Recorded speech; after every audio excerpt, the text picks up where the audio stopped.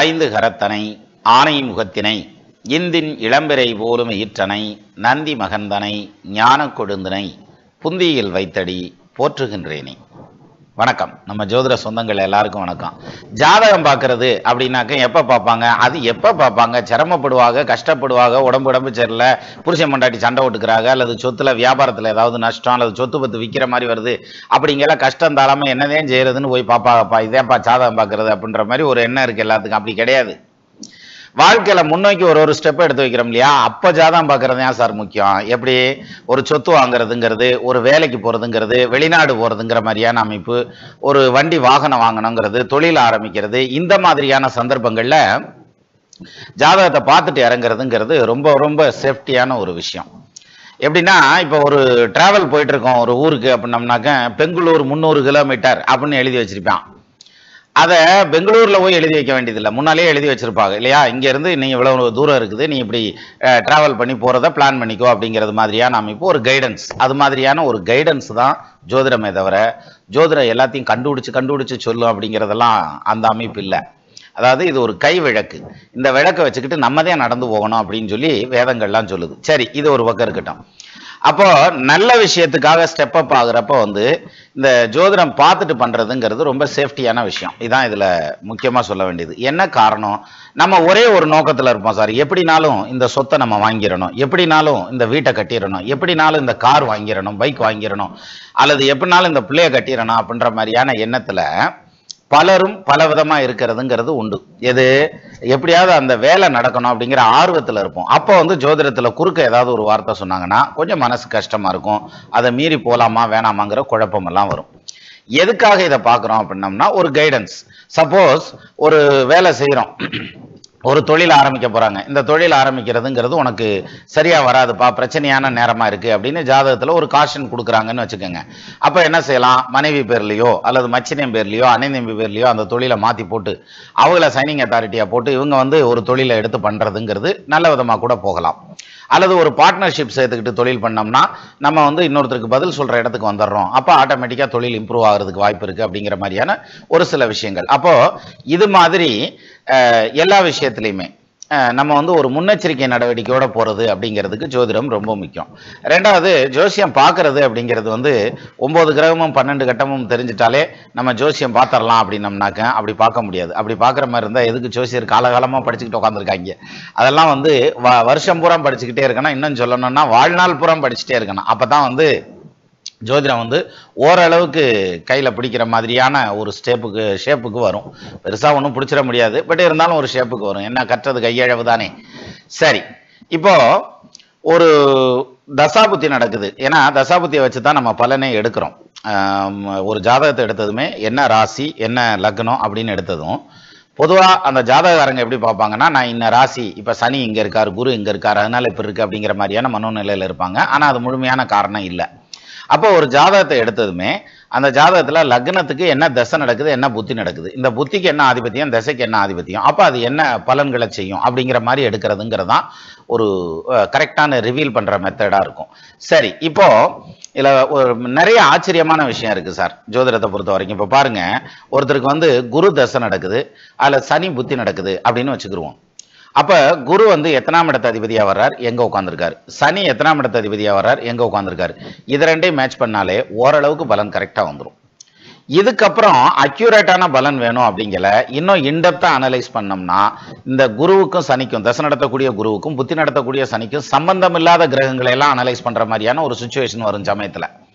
ஆனா அந்த அனலைஸ் பாத்தீங்கன்னா ரொம்ப பெர்ஃபெக்டான மூமெண்ட்டை கொடுக்கும். அதாவது பலனை ஷார்ப்பா எடுக்கிறது அப்படிங்கிறதுக்கு இது மாதிரியான விஷயங்கள்லாம் ஹெல்ப்ஃபுல்லா இருக்கும் அப்படின்னு எடுத்துக்கிடலாம். இப்போ இதை எப்படி நம்ம ஐடென்டிஃபை பண்றது அப்படிங்கிறத வழக்கம் போல ஒரு எடுத்துக்காட்டு ஜாதகம் வச்சுக்கிறோம். ரொம்ப லேட் ஆகாது, பயப்பட வேண்டியதில்லை. இப்ப பாருங்க, 1985 8:21 1985 ஆகஸ்ட் மாசம் 21ஆம் தேதி 9:50 PM ஈவினிங் டைம்ல திண்டுக்கல்ல பிறந்ததுன்னு வச்சுக்கிறோமே இந்த ஜாதகத்தை. இதுக்கு லக்னமா வந்திருக்கிறது மேஷ லக்னம், ராசியா வந்திருக்கிறது துலா ராசி, ஜென்ம நட்சத்திரமா வந்திருக்கிறது சுவாதி நட்சத்திரம். சார், இப்ப இந்த ஜாதகத்துல சனி தசை சந்திர புத்தி நடக்குது. இந்த சனி தசை சந்திர புத்திக்கு பலன் எப்படி கணிக்கலாம் அப்படின்னா, இப்ப சனி எப்படி எடுத்துக்கலாம்? 10, 11க்கு அதிபதி 7ல போய் உச்சம் பெற்ற நிலையில் நிற்கிறார், நல்ல விஷயம்தான். சந்திரன் எப்படி உட்காந்துருக்கார்? 4ஆம் இடத்ததிபதி, கேந்திரஸ்தானாதிபதி. அவர் வந்து 7ஆம் பாவத்தில் நிற்கிறார். அதுவும் நல்ல விஷயம்தான். அப்போ 2 நல்ல கிரகங்கள் தான் சேர்ந்திருக்காங்க. இந்த இடத்துல சனி வந்து பாவ கிரகம், சந்திரன் வந்து அவரோட சேர்ந்தா புனர்ப்பு தோஷம், அப்படி போக வேண்டியதில்லை. ஏன்னா சந்திரனுக்கு கஜகேசரி யோகம் கூட இருக்கு. சரி, இப்போ இந்த சனி தசை சந்திர புத்தி எப்படி இருக்கும் அப்படின்னா, ரெண்டுமே நல்ல ஆதிபத்தியம் வாங்கியிருக்கார், அதனால வந்து பாசிட்டிவா தான் இருக்கும் அப்படின்னு எடுக்கலாம். இது ஒரு ஜென்ரலான பலன். அப்போ பாசிட்டிவா இருக்குமா அப்படின்னா நிச்சயமா பாசிட்டிவா இருக்கும். எப்படின்னா ஹெல்த் எல்லாம் நல்லா இருக்கும், ஒரு இது படிப்பு நல்லா இருந்திருக்கும், அது மாதிரி சில விஷயங்கள் வந்து சரியாத்தான் வரும். ஆனா நமக்கு இது பத்தாது, இன்னும் ஷார்ப்பா பலன் எடுத்துட்டு போகணும். அப்படின்னா இப்ப பாருங்க, இந்த சனி தசாநாதன் சனி வந்து 10-11க்கு அதிபதி 7ல போய் உச்சமாகிறார். அப்போ ஒரு கிரகம் உச்சம் பெற்று அல்லது ஆட்சி பெற்று தசையோ புத்தியோ நடத்தினா அந்த கிரகத்தினுடைய தசாபுத்தி காலங்கள்ல வேலையில டிஸ்டர்ப் ஆகணும் அப்படிங்கிறது விதி. ரைட்டா? அப்ப இவருக்கு உச்சமாயிருக்கார், அப்ப வேலையில டிஸ்டர்ப் ஆகணும், அப்ப இவர் வேலையில இருக்கக்கூடாது, வேலையில இடம் மாறுறதுங்கிறது, இது மாதிரி பல பிரச்சனைகளை உருவாக்கலாம் இல்லையா? ஆனா இந்த ஜாதகர் நிலையான வேலையில உட்கார்ந்திருந்தார், நல்லா வேலை பார்த்துட்டு இருந்தார். இப்போ ஒரு குழப்பம் வரும். ஏன்னா நம்ம பல இடங்கள்ல பேசியிருக்கேன், அதாவது ஆட்சி பெற்ற உச்சம் பெற்ற கிரகங்களுடைய தசாபுத்தி நடக்கல வேலை வந்து கண்டிப்பா டிஸ்டர்ப் ஆகும் அப்படிங்கிற பாயிண்ட்டை நிறைய இடத்துல பேசியிருக்கோம். அப்ப இங்க உச்சம் ஆயிருக்கார், 10 வருஷமா ஒரே இடத்துல வேலை பார்க்கிறார். அப்ப எப்படி நடக்குது அது? அப்ப அந்த சனி வந்து உச்சம் பெற்ற நிலையில் நின்று திசை நடத்தினாலும் பரவாயில்லை, அவர் ஒரே இடத்தில் வேலையில் இருப்பார் அப்படின்னு எடுத்துக்கிறதா அப்படின்னா அப்படி கிடையாது. இங்க வந்து இது வேற ப்ரொசீஜர்ல எடுத்துக்கணும். இப்ப பாருங்க, இந்த சனி உட்கார்ந்துருக்க ஸ்தானாதிபதி யாரு சார்? சுக்கிரன் வந்து லக்னத்துக்கு 3ல மறைகிறார். அதை விட ரொம்ப முக்கியம், சனி உட்கார்ந்துருக்கிறது விசாகம், குருசாரம். அந்த குரு நீசமும் ஆகிறார், வக்ரமும் ஆகிறார். ரைட்டா? நீசம் ஆகிறதுனால வேலைக்கு போவார், வக்ரம் ஆகிறதுங்கிறதுனால வேலை பார்க்குற இடத்துல கௌரவமான வேலையும் நல்ல சம்பளமும் வாங்கக்கூடிய ஒரு வேலையில இருப்பார். இப்போ இந்த குரு உச்சமாயிருக்கார், ஆட்சியாயிருக்கார், கேந்திர திரிகோணத்துல பலம் பெற்று நிற்கிறார், அல்லது அந்த சனியை பார்க்கிறார் அப்படின்னு வச்சுக்கோங்களேன். அப்ப சொந்த தொழில் பண்ணுவார் அப்படின்ற பாயிண்ட் வந்துடும், எது உச்சமானதுனால.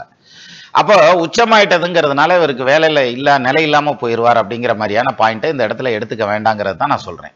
அப்ப இங்க உச்சமாயிருந்தாலும் சனி தசையில நல்ல வேலையில உட்காந்து நல்ல ஒரு வருமானத்துல உட்காந்து சிறப்பானது ஒரு வருமானத்தையும் சம்பாத்தியத்தையும் அவர் அனுபவிக்கிறார். சரி, அப்ப சனி தசை ஓகே, வேலையில இருக்கிறதுங்கிறது கூட கிளியர். இப்ப அடுத்தது சந்திர புத்திக்கு வாங்க. சந்திரன் வந்து லக்னத்துக்கு 4க்கு அதிபதி இல்லையா? அவர் போய் 7ஆம் பாவத்துல உட்கார்ந்துருக்கார். இப்போ இந்த சந்திரன் வந்து 4ஆம் இடத்ததிபதி 7ல உட்கார்ந்துருந்தா கண்டிப்பா உங்களுக்கு இடமாற்றம் வரும். என்ன காரணம்? 4ஆம் இடம்ங்கிறது இருப்பிடம் சார்ந்த இடத்தை குறிக்கக்கூடியது. அது வந்து 7ஆம் பாவத்துல போய் நிக்கல, உள்ளதுலயே தொலை தூரம் 180 டிகிரி ஃப்ரம் லக்னம் அப்படிங்கிற இடமாற்றத்தை குறிக்கக்கூடிய அமைப்பு. அப்ப 4க்கு அதிபதி 7ல நிக்கிறதுங்கிறது இடம் மாற்றம் வரும் அப்படின்ற மாதிரியான அம்சம். அப்போ சனி கூட இருக்கார், அப்ப வேலையில இடமாற்றம்.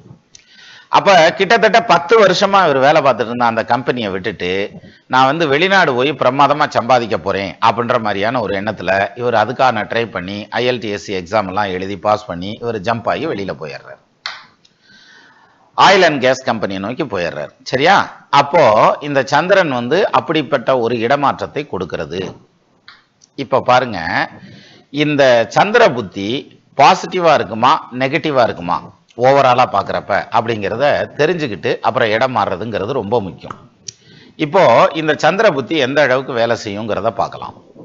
சந்திரன் உட்கார்ந்துருக்கிறதுங்கிறது யாரு சாரம்? சுவாதி நட்சத்திரம், ராகு சாரத்துல உட்கார்ந்துருக்காரு. இப்ப நீங்க ராகுக்கு போகணும். சரியா? ராகு சந்திரனை பார்க்கறாருங்கிறதெல்லாம் சரி, அது ரொம்ப பேசிக்கான விஷயம், அதை விட்டுருங்க.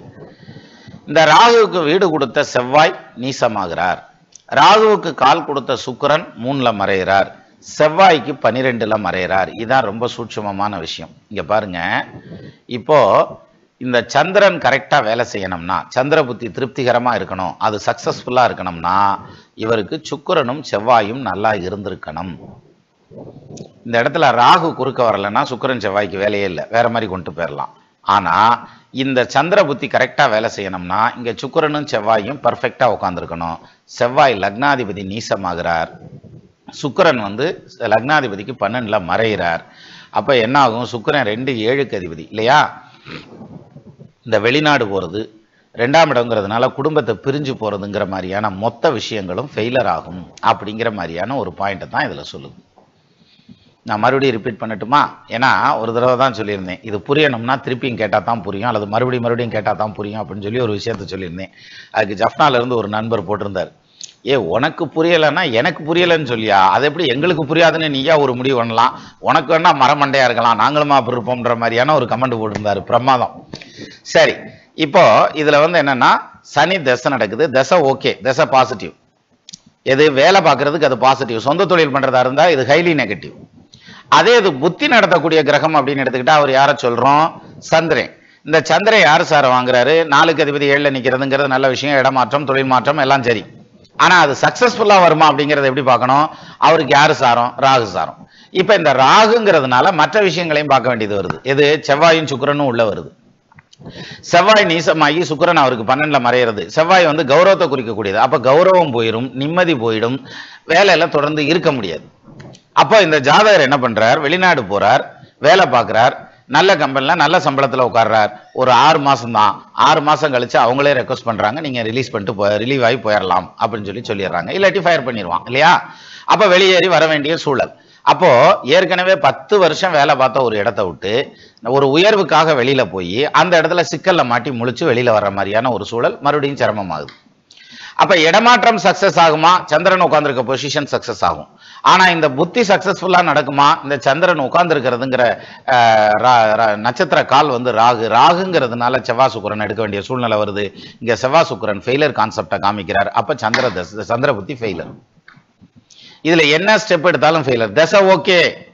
நீங்க நான் இங்க பாருங்க, சந்திரன் சனியோட சேர்ந்திருக்கார் புனர்ப்பு தோஷம்னோ, சந்திரன் கேதுவோட சேர்ந்திருக்கார் கிரகண தோஷம்னோ, தொழில்காரகன் சனி கேதுவோட சேர்ந்திருக்கிறதுங்கிறதுனால பஞ்சாயத்து ஆகும்னோ, உச்சம் பெற்ற சனியோட கேது சேர்ந்திருக்கிறது யோகத்தை செய்யும்னோ நான் பேசவே இல்லை.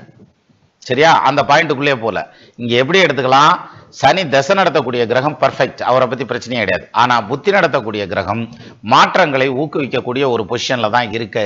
ஆனா அந்த மாற்றம் ஓவராலா ரிசல்ட் வரையில ஃபெயிலரா போயிடும் அப்படிங்கறதான் இந்த செவ்வாயும் சுக்கிரனும் நமக்கு காமிக்கிறாங்க. செவ்வாய் நீசமாய் நிக்கிறதுங்கிறது ஒரு பெரிய டிராபேக்கு. அதை விட சுக்கிரன் அதுக்கு 12ல போய் நிக்கிறதுங்கிறது அதை விட டிராபேக்கு. ஸோ அந்த வகையில இந்த ஜாதகரை பொறுத்த வரைக்கும் எடுத்துக்கிட்டா இந்த சந்திர புத்தி அப்படிங்கிறது ஒரு சிக்கலான ஒரு பொசிஷனை உருவாக்கிருச்சு இவருக்கு அப்படின்ற மாதிரியான பாயிண்ட்ல சொல்லலாம். அப்போ இது மாதிரி ஒரு இடமாற்றம் பண்றோம், ஒரு தொழில் மாற்றம் பண்றோம், ஒரு சொத்து பத்து வாங்குறோம், அல்லது ஒரு தொழில் ஆரம்பிக்க போறோம் அப்படிங்கிற மாதிரியான பல விஷயங்களை இது எந்த அளவுக்கு சக்சஸ்ஃபுல்லா வரும் அப்படிங்கிறத 1க்கு 2 தடவை ஸ்க்ரூட்டனிங் பண்ணி பார்த்துக்கிட்டு அதுக்கு ஆல்டர்னேட்டிவா என்ன பண்ணலாம் அப்படிங்கிற சஜஷனை கேட்டு செஞ்சா நிச்சயமா பாதுகாப்பான இடமாற்றம், தொழில் மாற்றம், வேலை மாற்றம் எல்லா மாற்றமும் பண்ணலாம். ஒன்றும் பிரச்சனையே கிடையாது. அப்படி பார்க்காம பண்ணல நமக்கு சக்சஸ் ஆகாதானா? சக்சஸ் ஆகலாம், ஆகாமலும் போகலாம். சக்சஸ் ஆகாம போகுது அப்படிங்கிற ஒரு பொசிஷன் வரும்போது அதை ஏத்துக்கிற மனப்பக்குவமும் அதுக்கு ஆல்டர்னேட்டிவா நம்ம என்ன பண்ணணுங்கிற மாதிரியான பல ஐடியாவும் கிடைக்கும் அப்படிங்கிறதுக்காக தான் ஜோதிடத்தை பார்க்கறது. மற்றபடி ஜோசியரை பொறுத்து உட்காந்து எங்க கண்டுபிடிச்சு சொல்லுவாப்போம் அப்படிங்கிறதுக்காக அல்ல.